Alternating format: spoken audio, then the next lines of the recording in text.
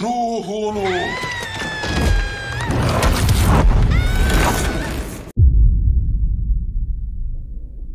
Issız bir arazide küçük bir yetimhane ve şeytani bir varlığın uyanışı.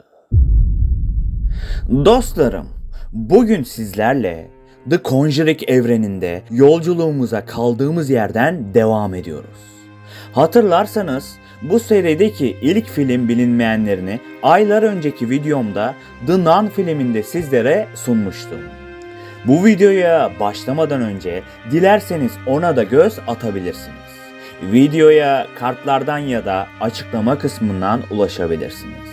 1952 yılında geçen bu hikaye şeytani rahibe Wallach'ın lanetini ve The Conjuring evrenindeki kötülüğün nasıl yayıldığını gözler önüne sermektedir. Ancak bu karanlık hikaye burada bitmemişti.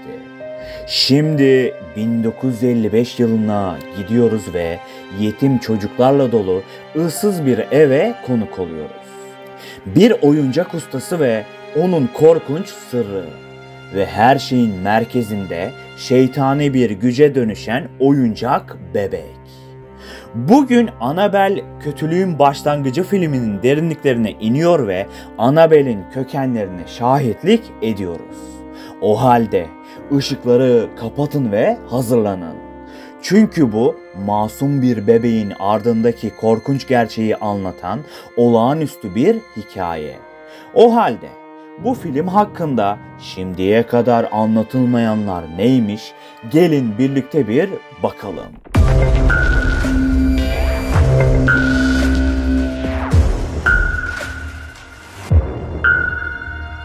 Filmin başındaki sahnede oyuncak ustası Samuel Mullins'in Annabelle bebeğini el yapımı olarak tamamladığını görüyoruz. Bu sahne gerçekte lanetli olduğu iddia edilen Raggedy Ann bebeğinin 1970'lerde nasıl ortaya çıktığını ima eden bir detaydı. Gerçek Annabelle de bir oyuncak bebekti ancak filmdekinden oldukça farklı görünüyordu. Filmin yönetmeni David Sandberg çekimler sırasında tuhaf olaylar yaşandığını iddia etti. Bir gün sette ışıklar kendi kendine açılıp kapanmaya başladı ve kimse bunun sebebini asla bulamadı. Ayrıca bazı oyuncular sette gölgeler gördüklerini iddia ettiler. Filmde şeytani varlığın en çok ilgilendiği karakterlerden biri Janice'tir. Onun korkunç bir kadere sahip olacağını anlamak için dikkatli bir şekilde izlemek gerekir. Çünkü film boyunca küçük ipuçları verilmektedir. Finalde Janice'in Annabelle Higgins ismini aldığı görülüyor ve bu onu 2014'te çıkan Annabelle filmindeki katil tarikat üyesi kız ile bağdaştırıyor. The Nun filminden sonra izleyiciler Wallach'ın The Conjuring evrenindeki etkisini daha iyi anlamaya başladılar. Annabelle Kötülüğün Başlangıcı filminde Wallach'ın etkisi gizlice hissedilmektedir. Rahibe Charlotte'ın eski bir fotoğrafında Wallach gölgelerin arasında gizlenmiş şekilde durmaktadır. Bu detay olayların nasıl bir bağlantıda olduğu açık bir şekilde bizlere hissettirilmektedir. Film için kullanılan Annabelle bebekleri tamamen el işçiliğiyle özel olarak üretildi. Üstelik film ekibi bazı sahnelerde gerçek bir porselen bebek kullanarak daha ürkütücü bir his yaratmayı amaçladı. Filmin sonundaki sahne doğrudan 2014'te çıkan Annabelle filmine bağlanıyor. Ancak sadece ilginç olan bilgiler bunlar değil. Evdeki rahibe Charlotte karakteri Lauren Warren'ın da bağlı olduğu tarikatın bir üyesi olabilir hissi uyandırmaktadır. Bu da filmin daha geniş The Conjuring mitolojisine ince bir bağ sunduğunu göstermektedir. Eğer filmi dikkatli izlerseniz dostlarım, filmin bazı sahnelerinde duvarlara ve nesnelere kazınmış mistik semboller görebilirsiniz. Bunlar aslında okült ritüellerde kullanılan işaretlerdir ve Annabelle'in içindeki şeytani varlıkla bağlantılıdır.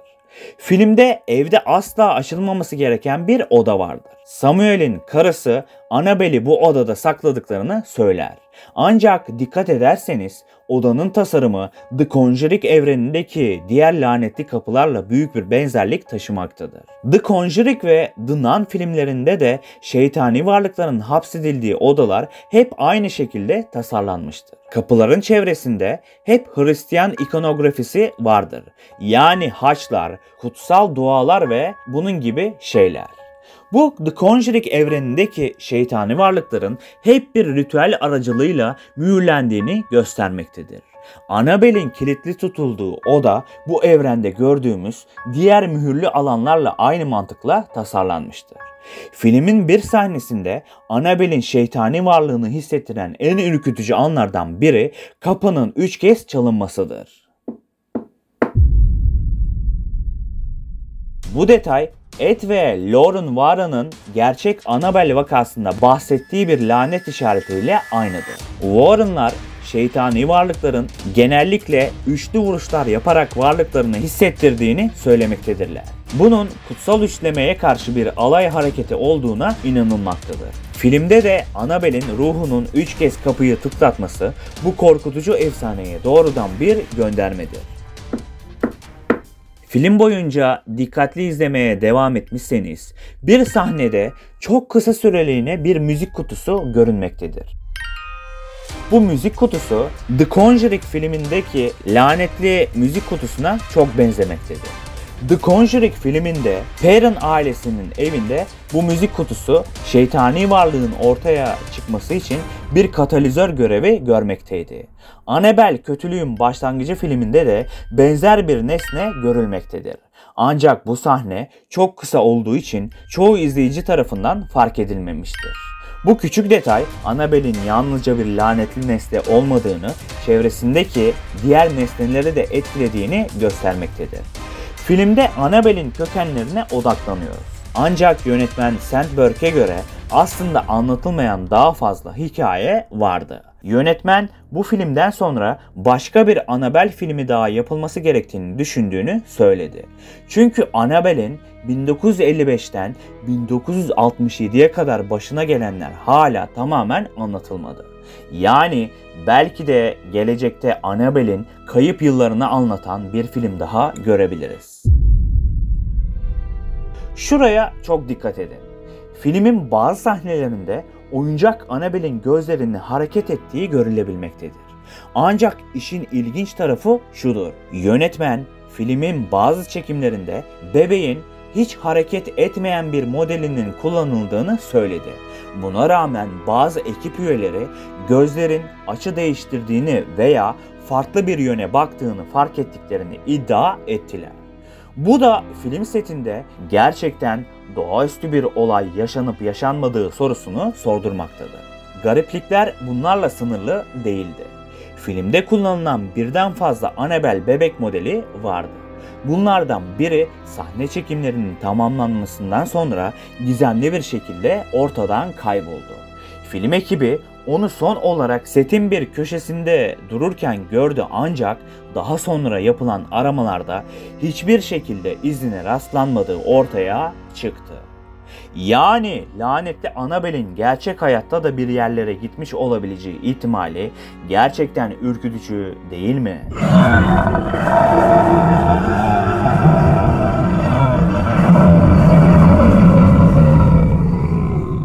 Filmin sonlarına doğru Janice şeytani güç tarafından ele geçirilip yetimhaneden kaçıyor. Yeni bir aile tarafından Annabelle adıyla evlat ediniliyor. Ancak buraya çok dikkat. Bu olay doğrudan Annabelle'in 2014'te çıkan filmine bağlanıyor. O filmin açılış sahnesinde Annabelle tarikatına katılan bir kızın ebeveynlerini öldürdüğünü görmüştük. İşte o kız Annabelle Kötülüğün Başlangıcı filminde şeytanın etkisi altına giren Janice'tir. Yani Annabelle Kötülüğün Başlangıcı 2014'te çıkan Annabelle filmine adeta bir köprü kuruyor ve iki film arasındaki boşluğu mükemmel bir şekilde tamamlıyor. Annabelle bebeğinin tasarımı aslında bazı ünlü korku karakterlerinden ilham aldı. Yönetmen bebeğin yüz hatlarını oluştururken Chucky'nin sinsi bakışlarından esinlendiğini söyledi. Aynı zamanda Nosferatu filmindeki Kont Orlok'un gölgeli gözleri ve keskin yüz hatları Annabelle'in korkutucu görünümüne eklenmiştir. Yani Annabelle'in tasarımı bilinçaltımıza korku salacak şekilde özel olarak tasarlanmıştır. Annabelle'in içindeki şeytanın kim olduğu uzun zamandır gizemini korumaktadır. Ancak film dikkatli gözlerden kaçmayan bir detay sunmaktadır. Filmin bir sahnesinde şeytani varlığın gölgesinin boynuzlu bir figür gibi göründüğü görülmektedir. Bu detay Korku Seansı 2 filminde tanıtılan Valak ile aynı türden bir varlık olabileceğini düşündürmektedir. Bazı teorilere göre ise Annabelle'in içindeki şeytan Valak'ın gönderdiği bir iblis olabilir ve bu yüzden tüm olaylar The Conjuring evreninde birbiriyle bağlantılı olabilir. Filmin yönetmeni Annabelle'in gerçekten korkutucu olması için çekimlerde bir hile kullanmıştır. Ama bu hile gerçekten izleyen herkesi diken üstünde tutmaya yetmiştir. Annabelle'in bulunduğu sahnelerde sessizlik kullanılarak bilinçaltımızda rahatsız edici bir his yaratılmıştır. Annabelle'in hareket etmediği anlarda bile izleyicinin dikkatini üzerine çekmesi için kamera açılarında küçük hileler yapılmıştır. Yönetmen Annabelle'in her zaman sadece gözlemleyen ama her an saldırmaya hazır olan bir his vermesi için tasarlandığını söylemiştir. Bu da Annabelle'in neden hareketsiz durmasına rağmen her zaman ürkütücü olduğunu açıklamaktadır. Dikkatli izleyiciler ve bu evreni yakından takip edenlerin fark edeceği harika bir sahne daha vardır. Bu filmin sonundaki jenerik bittikten sonra ortaya çıkan kısa after credit sahnesidir. Bu sahnede Valak'ın yavaş yavaş kameraya yaklaştığını görmekteyiz. İşte bu detay sıradaki filmin kronolojik sıradaki yerini bizlere göstermektedir. Ve böylece Annabelle Kötülüğün Doğuşu filminin bilinmeyen detaylarını, korkutucu bağlantılarını ve The Conjuring evrenindeki yerini adım adım inceledik. Görünen o ki Annabelle sadece bir oyuncak bebekten çok daha fazlası. Arkasında karanlık sırlar, şeytani güçler ve yıllardır süregelen bir lanet yatıyor. Ancak bu hikayenin burada bitmediğini biliyoruz.